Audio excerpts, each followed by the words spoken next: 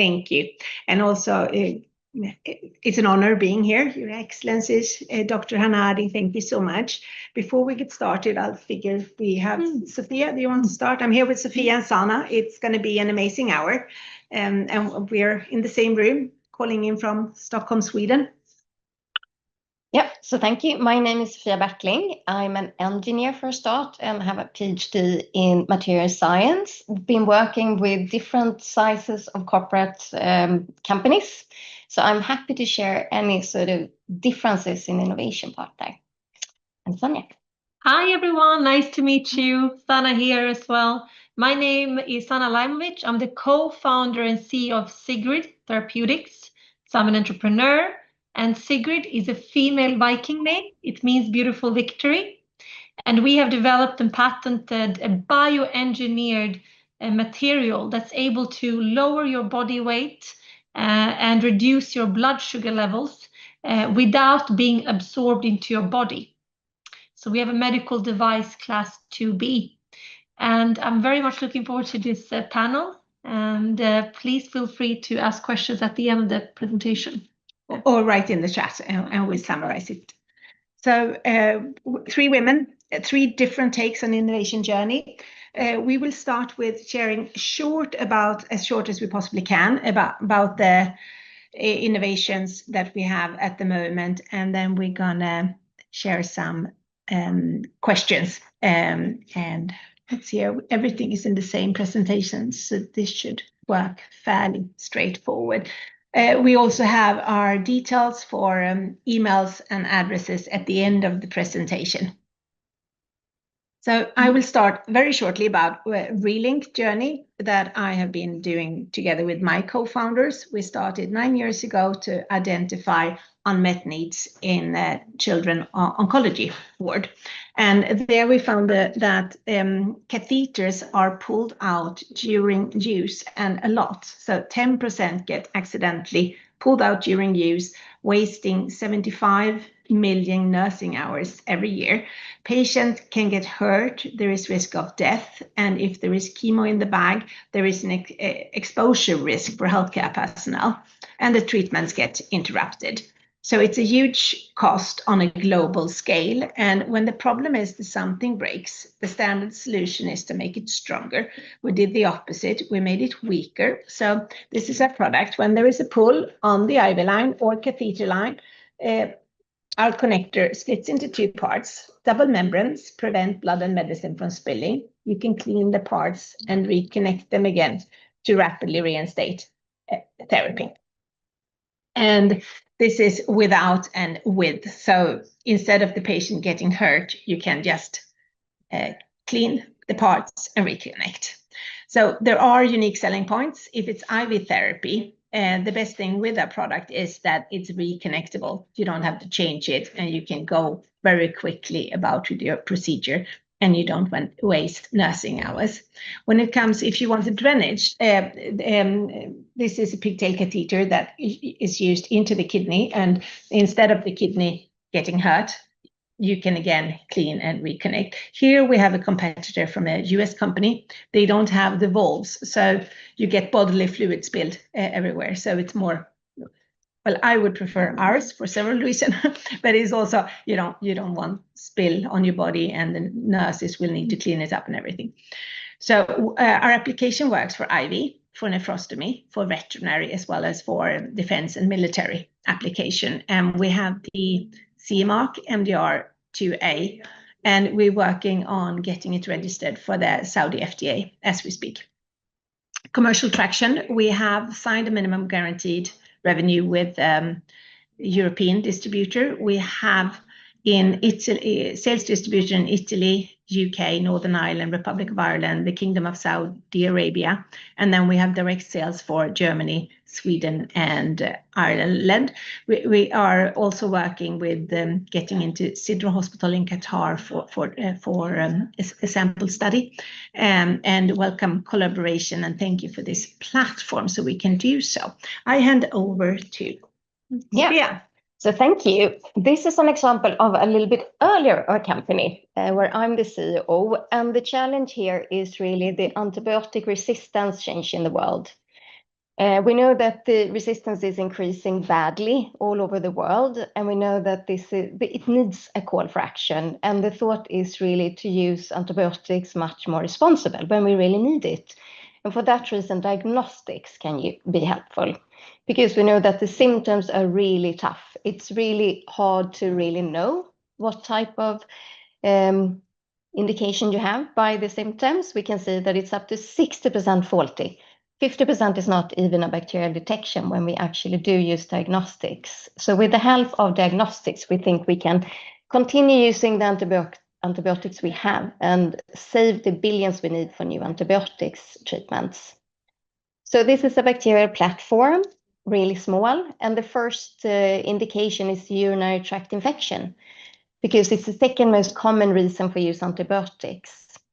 This method moves the diagnostics from the central laboratories, and that's actually why we use just empirical prescriptions as to date, because it takes 2 to 4 days to have a result, and it's a very painful situation. So moving the diagnostic closer to the patient, saving time, also saves the idea of using tests and diagnostics before prescriptions. It's also a very cost-efficient solution. You only use this small consumable of about €10, and you use your mobile phone. It's a mobile phone application that reads the results. So it also takes away the need for a microbiologist on those sites. So the education level in the sites that can use this decrease. So this is how it's used. You dip the small test in a patient urine sample, you incubate it for bacterial growth. You actually get a color change depending on what type of bacteria that has grown. And then you have a mobile phone which just reads the picture you take from the sample and provides you with the type of bacteria and the concentration. We have very good feedback from users. These users are from Sweden and from Uganda. So they find it easy to use, and it works within their present workload, as it's quite robust. We think one of the most important things when it comes to innovation is to be close to the users, to know exactly what the problem is. And I think we will come back to that in regards to the implementation. And the world is different, so it's important to work with different parts of the world. We also have a distributor in Saudi Arabia who has a feedback set for us. Just want to know that the other thing for the innovation is to have finances. And to have finances, you need to have investors. So you need to be able to show that there is a market, there is a margin for people to sell this. And you need a good team. So you need a problem out there, you need innovation thoughts, you need a team to solve it, and you, of course, you need the financials. And you also need to be more than one product. So this is a bacteria platform, and you can use it for other indication in healthcare, but also moving across other industries. So that's one of the examples. Now over to Sanna. Thank you, Sophia. So as I said, I'm the co-founder and CEO of Sigrid. Sigrid, it's a female Viking name. It means beautiful victory. And the mission that we are on is to prevent people from falling sick with chronic lifestyle diseases such as obesity and type 2 diabetes. But our promise to our users is that by taking our products, either our medical device in the form of a liquid drink or in the form of capsules, you will live lighter. So you will reduce your blood sugar, you will reduce your cholesterol, you will feel more energized throughout the day. And this will lower your risk of getting type 2 diabetes and developing obesity. You can live longer.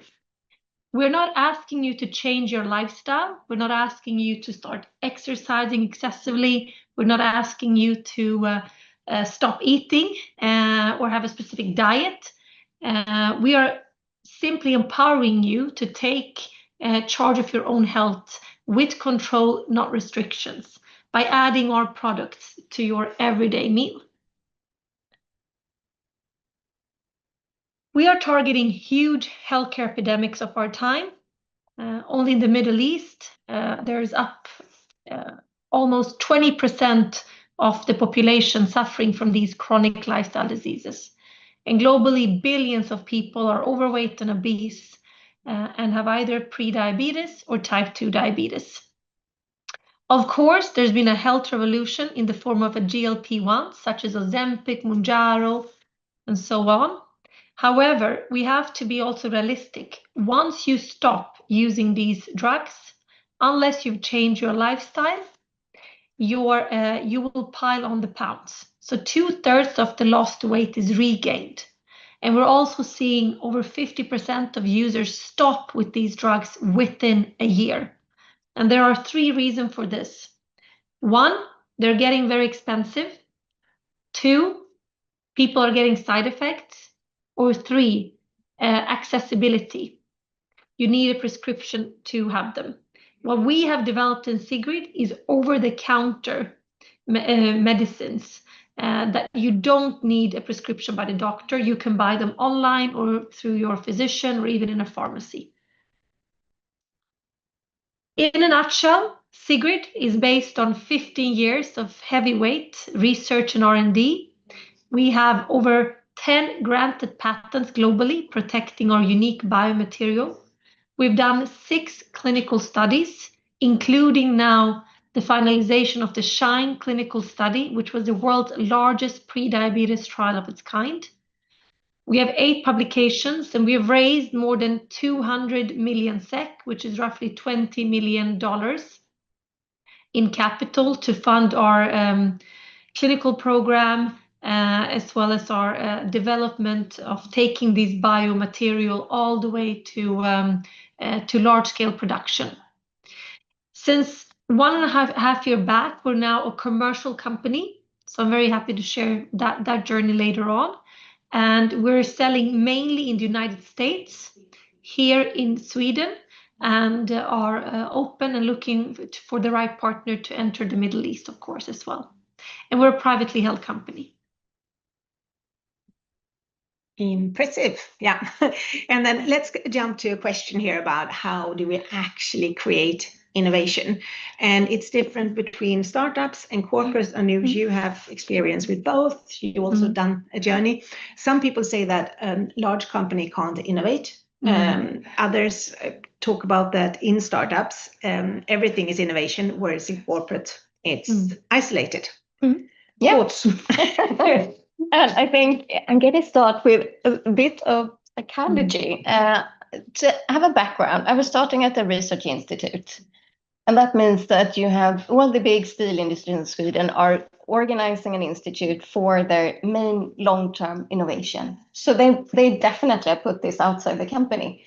But the risk is that you get very academic, you get sort of further away from the problem itself. So the essential part was that we actually had 3 levels of projects. One was small issues they had, so we were out in their organization and their production, and then all the way to the next product line, something that wasn't available at all. And then sort of 2 intermediate companies, that was sort of 120 people employed. And as you can see here, if you remember, you can have 5 really close relationships where you share everything. And you can have up to around 150 that you have a network about, that you can know what these people do. So it wasn't by coincidence that the Research Institute was about 140 employees.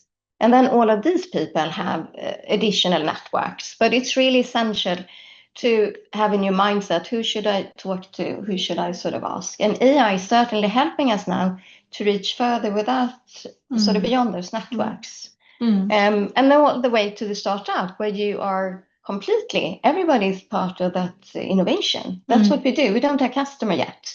So we really sort of work with innovation throughout. But I'm thinking about a point, because I've been hearing a lot of these AI founders getting the question. Here in Sweden, AI is also booming. And a lot of the founders get asked, but what if Google copies you, or what if OpenAI kills your app or whatever have you, and they say but they're working on so many things. As a startup, we are focusing on only one thing. And that, I think, it's in a small company you're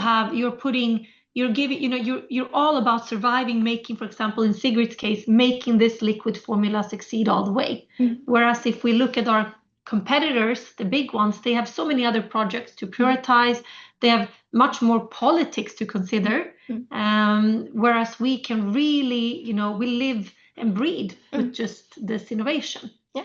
And I think that focus creates this grit, which you need to see a whole innovation come through all the way. And is that why big companies buy startups? Yes. Yes. I mean, even in the GLP-1s case, Lotte Knutsson, who was the inventor behind the GLP-1s, she fought for 20 years with this innovation inside Novo Nordisk because it was not prioritized to get it, to succeed. And then you also have the manufacturing cost, and a large company might push cost down, and then the willingness to change that to make something new might be trickier. It's something that they might sort of not succeed in, and that costs a lot of reputation. For startups, you're out there to win on the passion you have. Yeah. But it's also a little bit about the people in the organization, isn't it? Yes. When you grow a bigger organization, you get more processes for health tech. We've been in these discussions with these big corps as well, and it's more important for them not to do wrong than to do right. Yeah. Because if they make a mistake, they get punished. Whereas, if they bet on the right horse, it's not as important as it's not doing wrong. And therefore, they are very risk averse. They need to see all the data, they need to know. And I think that's what's happened the last years, also going to biotech conferences. We've seen that the appetite for risk has gone down. People want much more mature assets. They don't want to take the bet as, in early stage. And venture capital has moved sort of forward in this value creation. And so has the large medtech. And so has the medtech acquirers with that, of course. Yeah. And we were told that if our innovation had been as far as we are now, 2019, we would already have been acquired by someone. Yeah. Whereas now we were visiting one of the largest medtech corporations in the world, and they said that it has pushed further. I mean, it used to be a long time ago, you could sell something from a drawing, and then you needed to prove that it's producible and all of those things. It's scalable, just prove the thoughts of it, and then prove market, and then prove that you can scale. Whereas now they revenues. Well, also the trajectory point when they can actually see the uptake. They also told us that we don't mind paying premium price, but it has to show, and then it takes longer. So basically you need to do the entire scaling commercialization. Commercialization, scaling from manufacturing and everything. And at that point, I think if you come that far, I mean, you would be at the same point as an IPO, or even, and at that point you would also need to say, okay, how should the company do the full journey for 20 years to come or something? And it makes less sense with being wired, because at that point, I got carried away. What's your thoughts? It's more, at least. Definitely. You've been bearing the cost for much longer time. And also the sad thing is that a lot of the competence you need in a startup is quite tricky to have. So we were relying a little bit on the scale up, as you say, being taken from the larger corporate who have the organization for that manufacturing sets. So the unbalance is a little bit there today, that the investment needs to come. And as you say, it's it's less risk willingness. Exactly. So the combination of those two makes innovation a little bit more tricky today than a couple of years ago. I'm seeing with investors very clearly now that it's all moved to path to profitability. How fast can you be profitable? Because the IPO window, at least here in Europe, I would say, is been shut down. It's only opening a bit now, but if you can't sell to the big, if you can't get acquired, if you can't list, the investors get very wary. Then at least you need to think about, how do I become sustainable? So I've thought very, very much about that when building Sigrid, given what's happened the last year now. How can we be profitable next year so we're less dependent on external funding? And I mean, you've been successful on both raising money and also pushing through the first product, perhaps. Yes, exactly. Yeah. And I think exactly what you said here, when it got tougher raising money, I realized we also need to start making money. And that's why we also launched a dietary food supplement, which is a supplement you can buy online to start making money. And this is actually now where we're getting this is the business area which will bring us profitability next year. That's amazing. Yeah. So and you really pushed that one through. and I really pushed that one too, because people say, why should a medtech company be selling a food supplement? But I think you, as an entrepreneur, you have to be creative. You know, to also show that someone is willing to pay for your technology, given that regulatory takes time and all of these things. Yeah. And that's also bringing together the type of investors for the innovation that has a healthcare background. Exactly. They need to have that patience. They need to be patient capital. Yeah. Long time. But when shit hits the fan, sorry, you know, there's a recession and there's tariffs and there's wars in the world. Even those patient capital becomes impatient. Yeah. And yeah. Before we move to AI and telemedicine, do you want to share something more about the innovation journey? Your choice. And Yeah. Do you want to start? Or? Yeah, no, I can just say, being an economist and not a PhD like these ladies, I didn't know what I was up against when I started Sigrid. I thought, well, how difficult can this be, right? And then I realized that it's a very regulated environment, and I realized that my co-founder, you know, early on, the professors think, well, I have a publication, it's patented, it's done, innovation is done. But innovation is really creating a product that can pass the regulatory hurdles, that can have some credibility with the key opinion leaders and the healthcare system, but ultimately also with the payers. Someone needs to pay for it. And we call this product market fit, you know. And that's further along than just having a approved patent and have a publication and present at a big fancy conference. So I think for me, that's innovation, to think about this economic terms, and also, as you were saying, that it's cost efficient, that it has a cost of goods, that we actually are making money on this every time we sell a product and not at a loss, which you don't think of. You don't think of manufacturing costs when you're in this lab and you're developing something novel and exciting and cool. Yeah. No, and I think my learnings has been to be extremely close to the user, not specifically only listening to them, because the reason why we have a certain width of the roads is because we had horses. And we only took the cars from the step of the horses. We didn't sort of believe and think even wider. So I think having the customer sort of feedback on the problem and how the world works around them, but still as innovators, raising that a step level to try to think beyond their imagination of what can be done is essential. And I think you really need a research team to do that.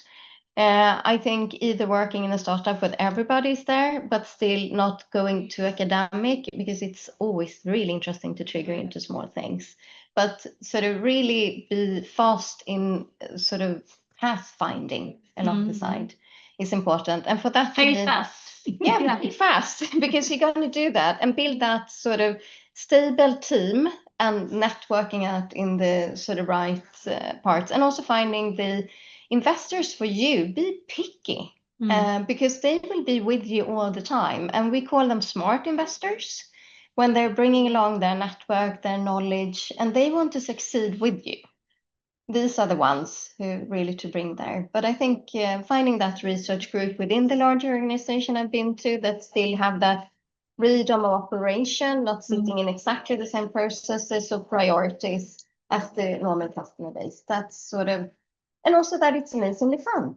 Yeah. So if you're innovating with the big corps, you need to first be able to get your way through the gatekeepers, but then you need to find that internal champion, someone who roots for you, and build that relationship indoors that can push you through in the big corporate. But then they move. This is a long this is a long journey. We started 9 years ago, and we are just now commercializing.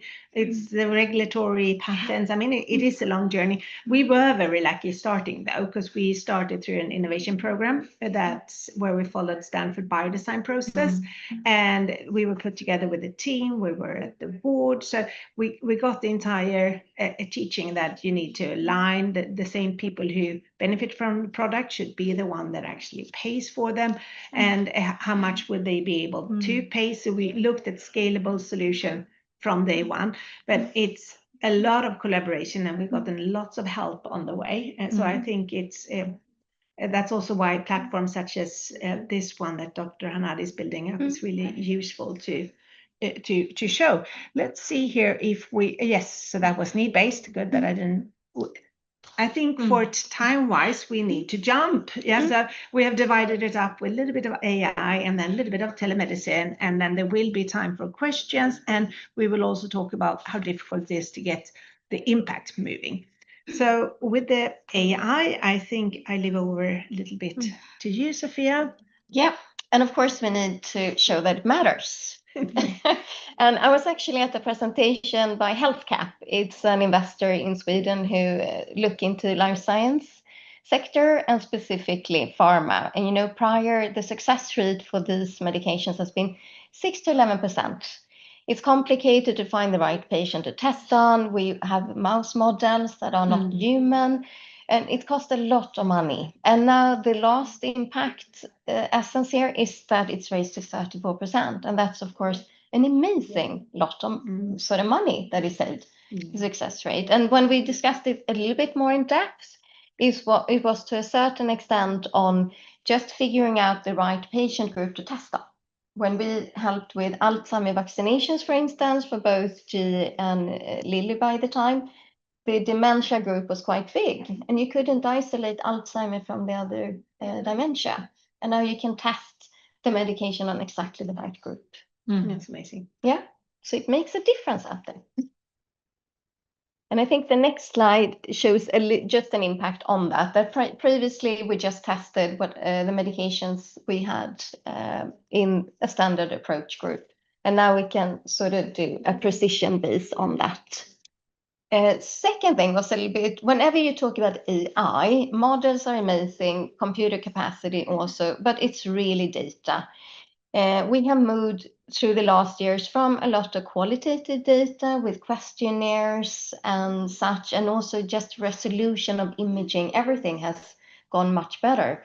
So we have been started to create these enormous databases, and I wanted to take one as an example here, the UK Biobank, because it's also accessible for every researcher around the world.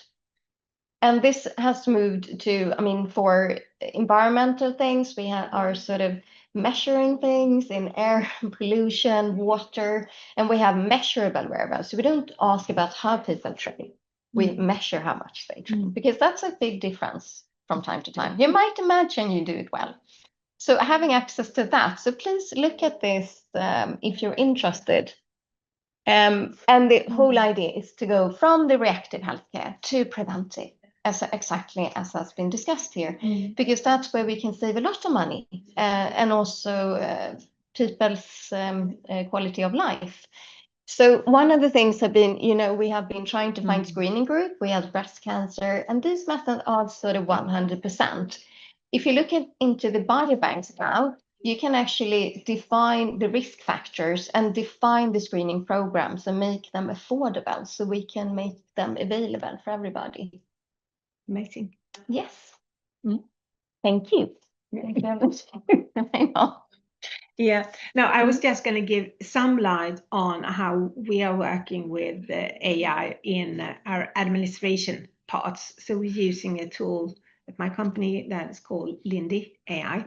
So we have built up loads of different small bots for, we're rather few people, and as we are looking for investors at the same time as we're doing commercialization, we're really trying hard to be as efficient as possible. So this is, I'm roughly saving 40 hours just for myself every week on making Lindy do quite a lot of my work. So in parallel, it's looking for grants, looking for events, looking for new patterns, looking for key opinion leaders, all of those things, and also putting all my emails in draft box. And, you know, so it's one way of doing it. It's of course not, I mean, I'm sure the other pods save more money, but this saves my life. Yeah.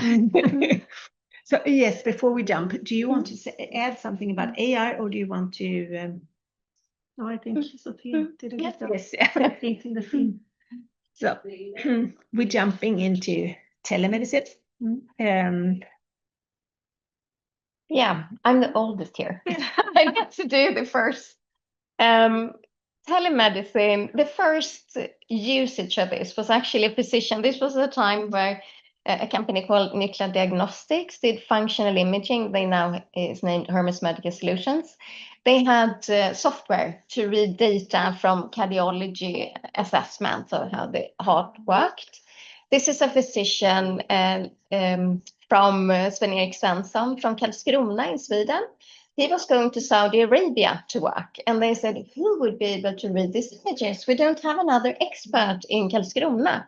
So he said, I can do it.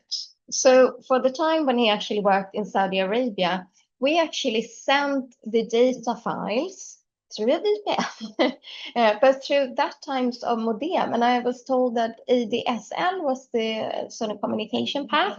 And he was actually reading the data and he reported them back to Karlskrona. So they managed to withhold their expertise in cardiology, although he was sort of moving somewhere else. So that is my first sort of cloud reading solution, which have then moved a lot. Quite a lot. Yes. So we will talk not only about our own company, so we're sharing some spotlight with the other company. This is me sharing about Kai Müller. It's a German guy who lives in the north of Norway, and he has been doing a lot of telemedicine, and he works with the company Starlink, and he really looks for collaboration partners as well. So at the end of this, you'll see his contact details, and he would be really, really happy if you contacted him. He got some money and research money from German agencies, so he's doing a lot of improvement here. But I will share a journey he had last year with, and I mean, we're from North Europe, whereas this is still amazing pictures also for us. He went up to the Antarctic. It's approximately 4 minutes. But it shows how Starlink is working and their flow.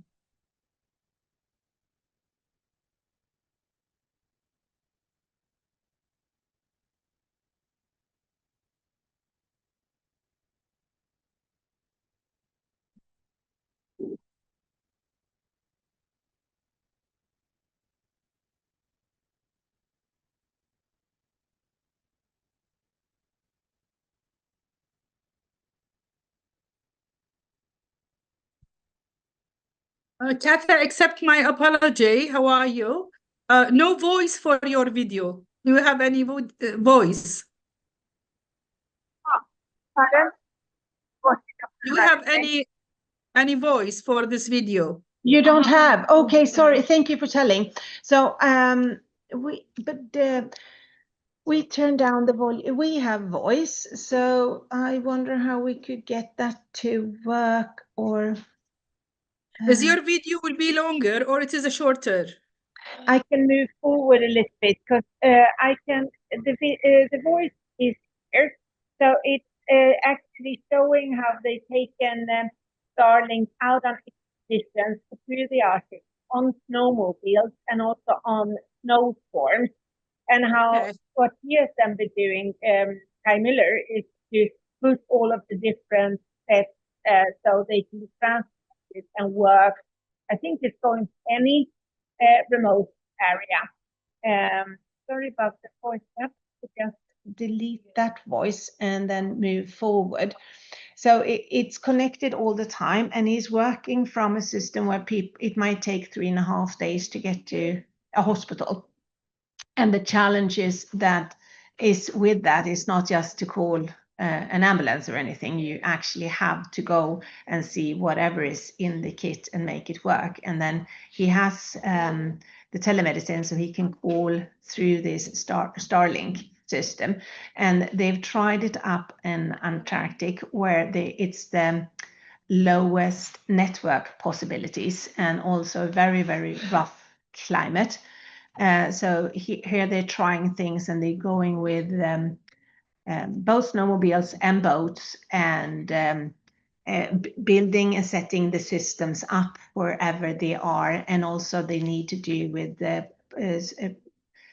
get electricity if it's not really working on these places. I see if I can move this one, because there was some nice, yeah, they basically are going, it was an and this is this Kai guy, he would welcome any, well, he really looks for collaboration on this project, and he has improved the different kits and the sizes of the kits. And here he also talks about how the data is working from really, really remote areas. And then he has one of the teams he worked with, I think that was the Starline team. He's also really busy when it comes to possibilities with the military. So he was at the German military exhibition not long ago, and he's going around because it takes time to evacuate people, and how we can preserve life wherever it is possible. And here they go. Yes, so here he's going with a small boat and doing the same thing, and then he needs to basically land next to a little iceberg to stabilize. And yeah, there's the boat and iceberg. How to stabilize and connect up with the Starlink system here for the possibility.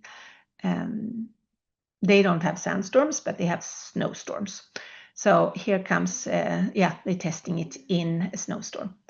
So I'll do. So with that, you can get access to qualified physicians even when you're remotely. Yes. Yeah.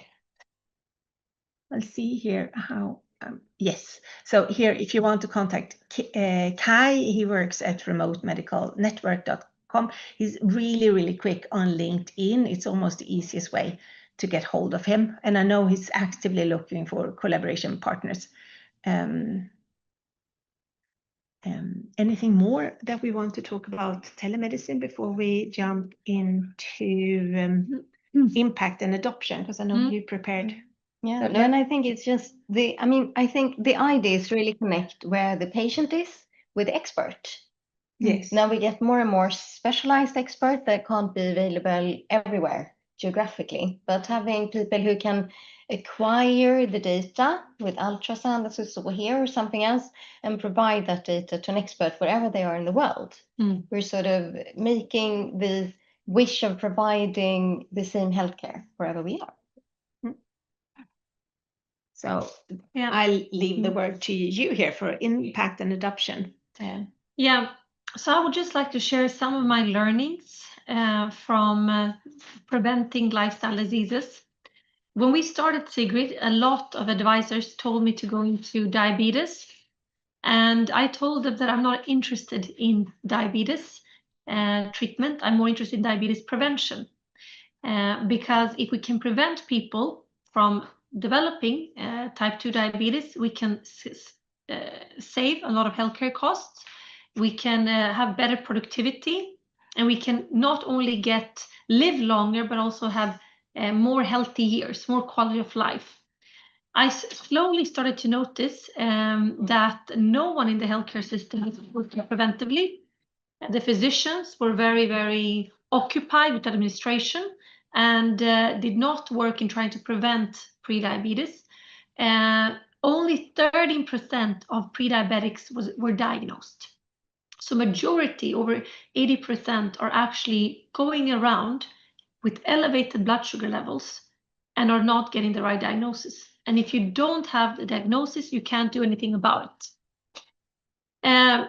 During this time of me building this company, I said, I want to focus on indication pre-diabetes. I want us to find these people, these patients, and I want to give them our products to try and reverse their condition. There was also a company called Health Integrator here in Sweden, and they created a digitalized service working with Stockholm region. So the whole region, where they will enroll over 1,000 pre-diabetics, and then they gave them a marketplace. So everyone is different.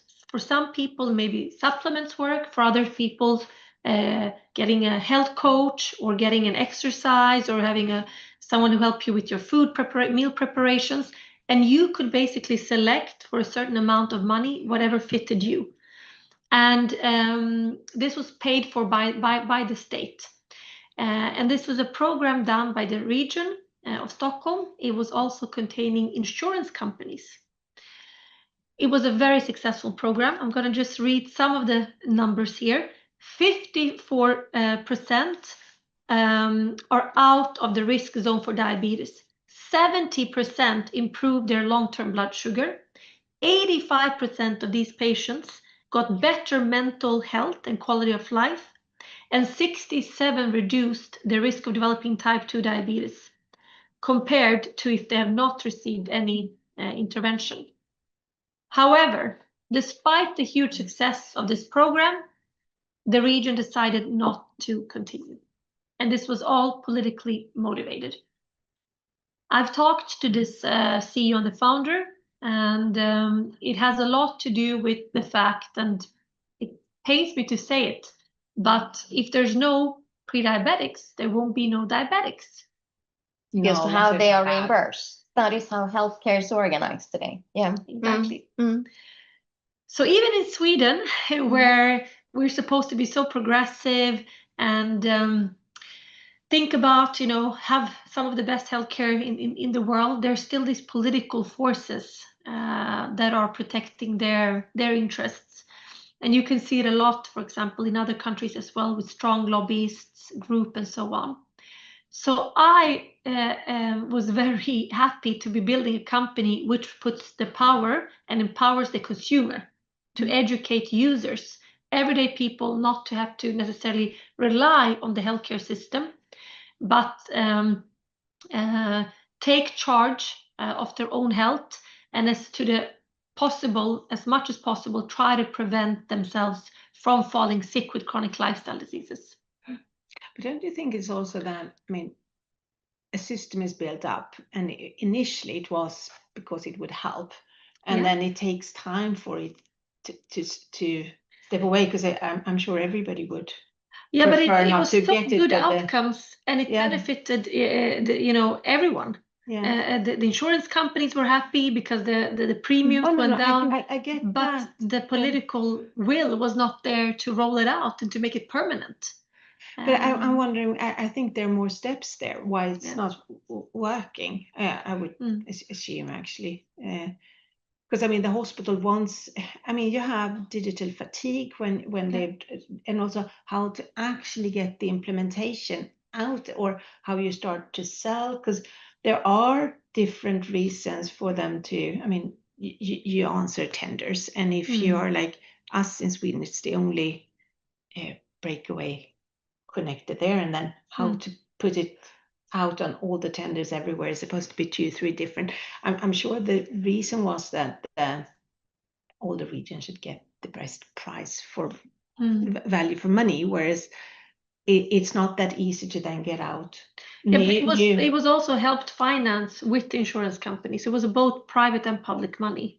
So it was really odd that it's not pushed through. But isn't it showing a little bit on the sort of change of thinking? Yeah. It's a very complex part. You need the facts, but then it needs to sort of be adopted. You need to understand it, and you need to have the energy to take the steps for that change. Yeah. And there's so many players. So many has to agree for change. And that is when you're selling to government. That is, I guess, reimbursement and getting, that is a lot of the conundrum that a lot of companies are feeling. And that was also one of the reasons I wanted to go directly to consumers, not having to deal with all of these tenders and different policies in different countries, in different regions even. Yeah. And even healthcare systems. And healthcare systems. Sweden is 99% publicly funded. Yeah. It's only 1% that is direct. It's a very small. So in a region where you have more private, and the insurance companies actually do sort of pay for the long, it might be a faster adoption in this case. Maybe US, because they have so big healthcare costs. And now with the GLP-1s, They are just there's a risk that they will cost too much because every third American has pre-diabetes. Yeah. And every second American has either obesity or overweight. So Yeah, because sometimes it shifts. We spoke to experts about the German hospital situation and about the nurses, because we reduced the number of us in nursing hours basically, and how to get the product out, because there is different angles per country, whereas they said that they are lacking so many nurses. It was something 380 something, so slightly below 400,000 nurses they need for just Germany that's missing, and they think that it's going to take, even if they push a lot to sort the situation, it's going to take time.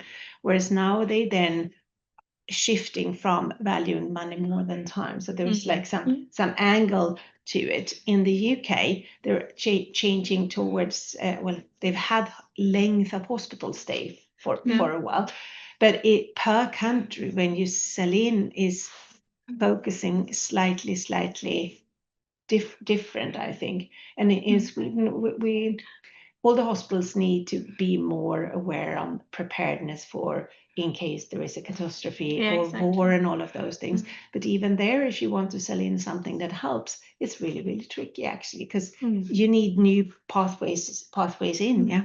And I think so that's one aspect to keep in mind if you're developing an innovation. Yes. What external forces will your innovation has to accommodate or fit in. But your data there was amazing for that trial. I mean, it's a no-brainer, isn't it? Yes, exactly. It's a no-brainer. You would think, but it's the reimbursement system. The reimbursement system, and as you say, it's the drivers. Is it sort of healthcare professionals that the lack, so you can actually share the knowledge? Yeah. Is it a reimbursement directly? Is it a cost saving in long term? Yeah. Or short term?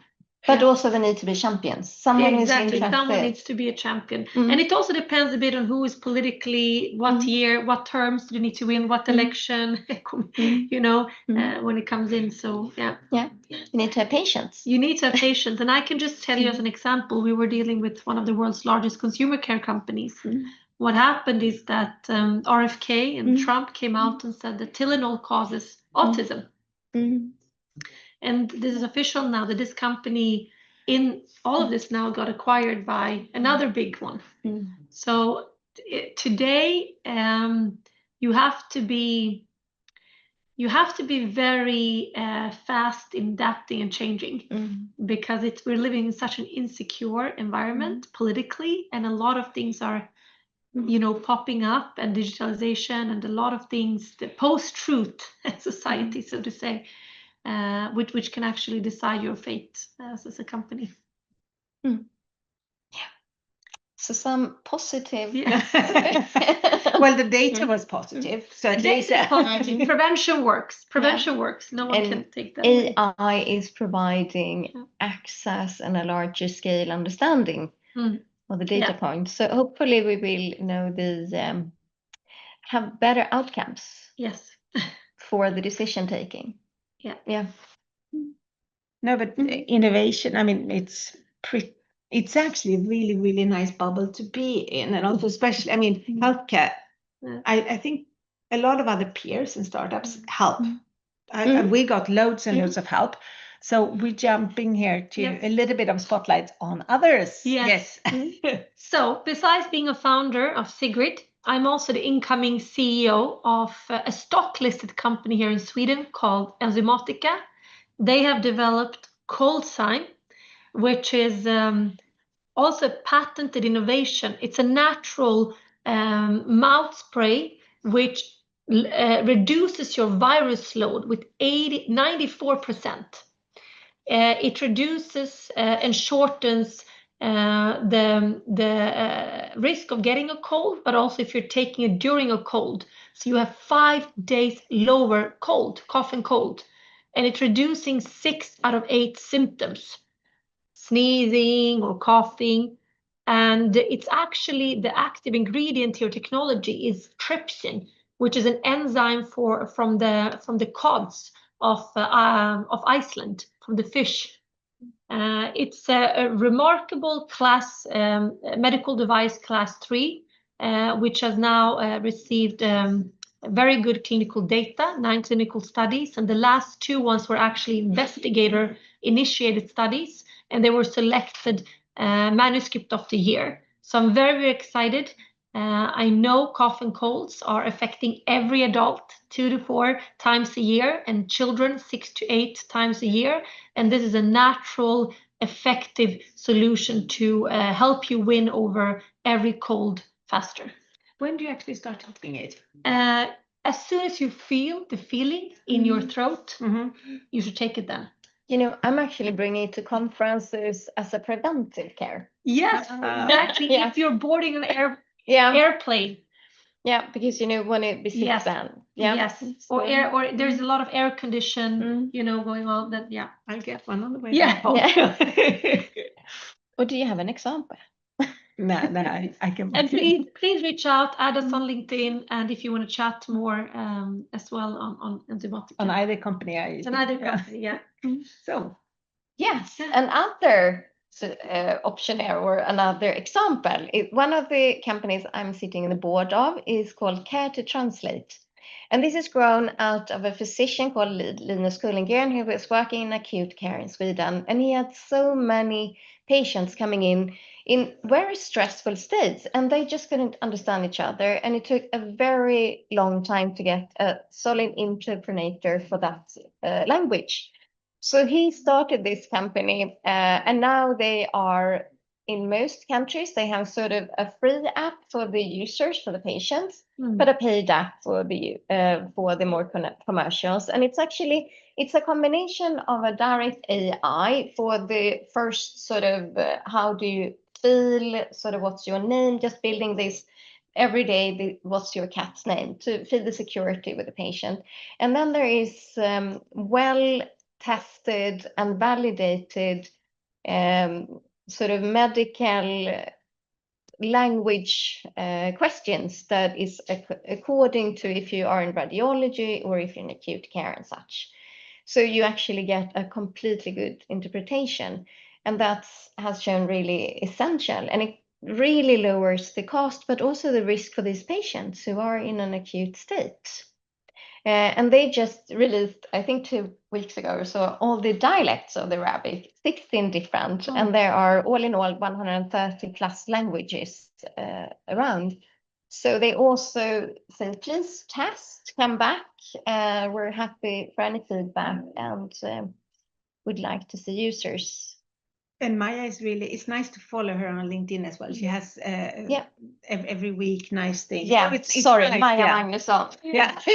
She's the CEO. She was operating, so she's one of the founders too. And Maya is the energy part, really driving this forward. So yes, please follow. Thank you, Tina. Yes, before we have another 7 minutes. So let's see here. We can see if we have any questions before how to make. Okay, so that was pretty cool. How to change the language and make Zoom. Okay, that was not for us. Maya perhaps could have helped with that one. Yes, thank you so much, all of you, about your presentation, Kata and your friend. You jumping from one country to other country, you jumping from one video to other video. I need to concentrate with you, but unfortunately I keep misleading because you mixing up between all your inventions and all your activity, and you also integrate your activity or your services with your social media and with your some videos. Now in the last 7 minutes, if you conclude your talks, because the people try to tracking you, and my way or my protocol for the conference to presenting PowerPoint slide, already you presented, but you make one slide and you keep talking with different things while you discussing with each others. Now we would like you to conclude your presentation to understand about the people. You go to the Germany, you go to the LinkedIn, you go to the coding for AI, you go for many things. But Now we need you to conclude, okay, your talks or your slides to understand, to let the audience understanding your inventions, because as I know, you have a very leading inventions from the medical side, and you told me your both friends also have another inventions. Would you mind to concluding your inventions and the outcomes of your inventions? Okay, thank you so much. Thank you. Who want to start? Sofia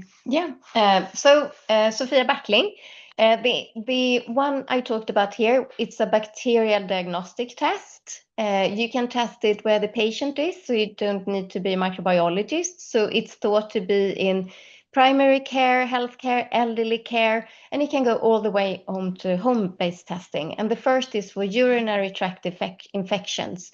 And the whole idea is to use antibiotics correctly. So not overtake antibiotics, so we can save it to make sure we have a healthcare system that works today and for the future. So thank you. Please. Okay. No, so our invention is to prevent catheters being pulled out from the patient. So this is a pigtail catheter, and this one is used for nephrostomy drainage. So it's to drain the kidney. Lots of them get ripped out during use, and according to a US study, it costs $9,500 to reinsert it because it needs to go to the interventional radiology and sometimes theater time. And instead of that happening, our innovation Relink, when there is a pull on the line, our connector splits instead of this getting ripped out from the kidney. It also works if you have IV, so you need therapy. And then you don't get it ripped out. And the double membranes on our connector prevents blood and medicine and fluids from spilling. And where we are now is that we've done 6 clinical trials, both animals and on patients. We showed a reduction on 73% without catheters. We started to sign sales agreements and sell directly to hospitals. It will take us some time to be cash flow positive, another 2 years, but we get there, and we know we can scale at low cost. And for IV lines, 16 billion are used every year. So when 10% of the IV catheters get pulled out, it reflects to 75 million nursing hours that are wasted in unnecessary healthcare consumption. So we are in it for the long run, and the entire innovation journey is something that lies me really, really close to the heart. I love what I'm doing. Sometimes it's too much work, but generally I would not want to do another journey. I'm happy about my life. Yeah. Yes. And I'm developing a liquid formula you drink, and it helps you feel fuller for longer. It reduces the caloric uptake, so it helps you get a better weight, lower your body weight, lower your blood sugar, long-term blood sugar, and also helps you feeling less bloated. So it's like a natural GLP-1, but it's something you drink together with your meals. And my second innovation is this mouth spray, which contains this enzyme from deep sea cod called trypsin that blocks the virus in your mouth. So it reduces you of getting a cough and cold. And if you have one, it will help you shorten it with over 5 days. So your body recovers faster. So these are my 2 innovations. Both are patented Scandinavian breakthrough technologies. Thank you all so much for listening.